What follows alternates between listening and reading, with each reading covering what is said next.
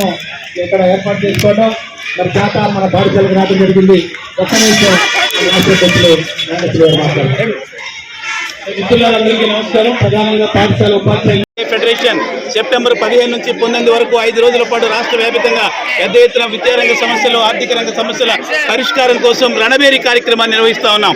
రాష్ట్ర ప్రభుత్వం అధికారంలోకి రాబోయే ముందు 15 నెలల క్రితం గత ప్రభుత్వం ఏదైతే విద్యా వ్యవస్థలో గందరగోళానికి గురి చేసిందో సాల్ట్ పథకం పేరుతో తీసుకొచ్చినటువంటి పథకం వల్ల ప్రాథమిక పాఠశాల వ్యవస్థ అంతా విచ్ఛిన్నమైంది. 12,952 పాఠశాలలు ఏకోపాధ్యాయ పాఠశాలగా మారాయి. 3.5 లక్షల మంది విద్యార్థులందరూ కూడా ప్రభుత్వ పాఠశాల నుంచి బయటికి వెళ్లారు. ఉపాధ్యాయుల మీద నిర్బంధాలు ప్రయోగిస్తూ ఉన్నారు. వీటన్నిటినీ చక్కదిద్దే ప్రయత్నం చేస్తాం.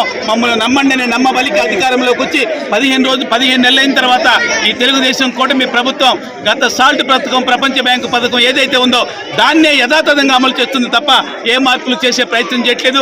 జూన్ 12న పాఠశాల తెరిచిన తర్వాత ఇప్పటికి యోగాంధ్ర పేరుతో వారం రోజుల పాటు, పీటీఎం పేరుతో 15 రోజుల పాటు, కర్మయోగి పేరుతోటి, P4 తోటి, అలాగే రకరకాల స్వచ్ఛ భారత్ పేరుతోటి మొత్తం పాఠశాలలో ఒక్క అక్షరం కూడా పిల్లలకి చెప్పనీకోకుండా చేస్తున్నటువంటి విద్యాశాఖ అధికారుల వైఖరిని ఖచ్చితంగా యూటీఎఫ్ తీవ్రంగా వ్యతిరేకిస్తూ ఉంది.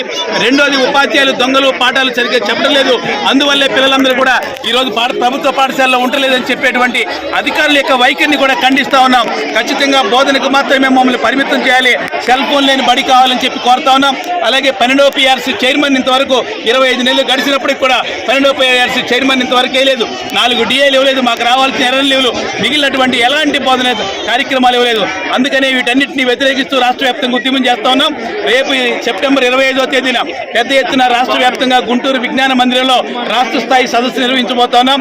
ఆ సదస్సు తర్వాత ప్రభుత్వం స్పందించుకుంటే ఖచ్చితంగా బోధనేతర కార్యక్రమాలన్నీ బాయ్కాట్ చేయాలని, సెల్ ఫోన్ బడికి తీసుకెళ్లమనేటువంటి నినాదాన్ని ఇచ్చి యూటీఎఫ్ సక్సెస్ చేసే పని చేస్తాం. 12వ PRC చైర్మన్ని, DLని సక్సెస్ చేసే దానికోసం పోరాటం చేస్తాం.